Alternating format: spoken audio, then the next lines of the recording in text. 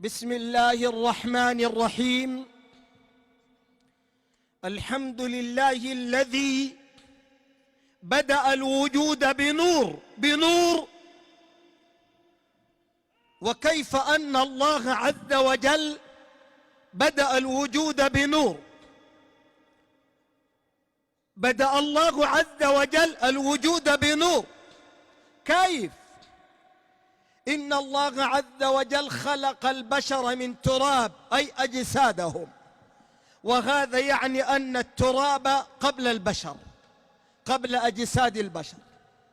وإن الله عز وجل خلق الجن من نار، وهذا يعني أن النار خلقت قبل الجن. وإن الله عز وجل خلق الملائكة عليهم السلام من نور، وخلق العرش من نور، والكرسي من نور، واللوح من نور، والقلم من نور، وهذا يعني أن النور خلق قبل العرش وقبل الفرش وقبل الكرسي وقبل اللوح وقبل القلم، لأن كل ذلك خلق من مادة النور.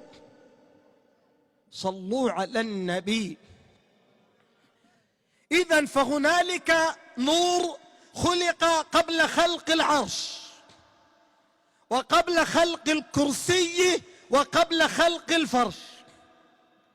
فإذا اعترفنا بالتراب أنه قبل البشر، وبالنار أنها قبل الجن، فبذات العلم نعترف بأن النور قبل الأجسام التي خلقت من نور، عرشا أو ملائكة. إذا كان التراب اسمه الأرض، والنار نار السموم، فما ذلك النور؟ هل نور ليس له مسمى؟ كيف لا يكون له مسمى وقد خلقت منه الأجسام النورانية؟ فذلك النور هو نور سيدنا محمد، نور روح النبي صلى الله عليه وسلم. ولذا الحمد لله الذي بدأ الوجود بنور الذات المحمدية. وبهذه البداية أيها الأحباب الأكارم من جميع الحضور المحبين والأضياف الأكارم، اسمعون الصلاة على النبي، اسمعون الصلاة على النور.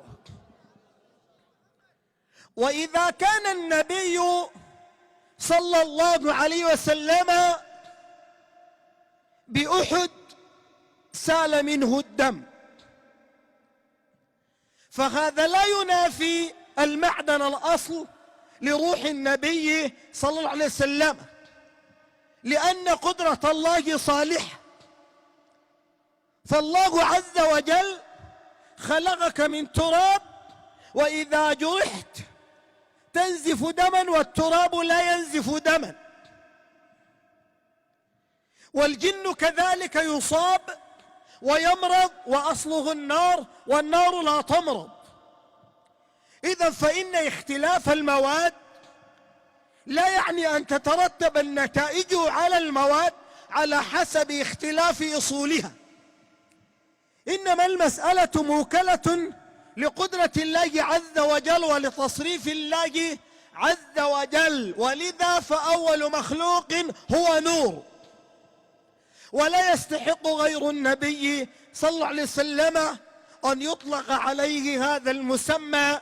ولذا قال شيخنا الركين رضي الله عنه وارضاه: الحمد لله الذي بدأ الوجود بنور الذات المحمدية، وأبرزه مكملا خلقا وخلقا كما أراد، وجعله أول النبيين خلقا وآخرهم بعثا وأعلاهم مزية، وأرسله للناس كافة وفضله على سائر العباد، فهو واسطة الوجود وعين مرآة الشهود، وفلك الدائرة الجلالية، إنسان عين الكمال وناموس الجمال، والهادي إلى الرشاد، ظاهر هيكل اللطائف وباطن كنز المعارف اللدنية، الساري في ميادين الحقائق، والجال لدجى الضلال بطلعة نوره الوقاد.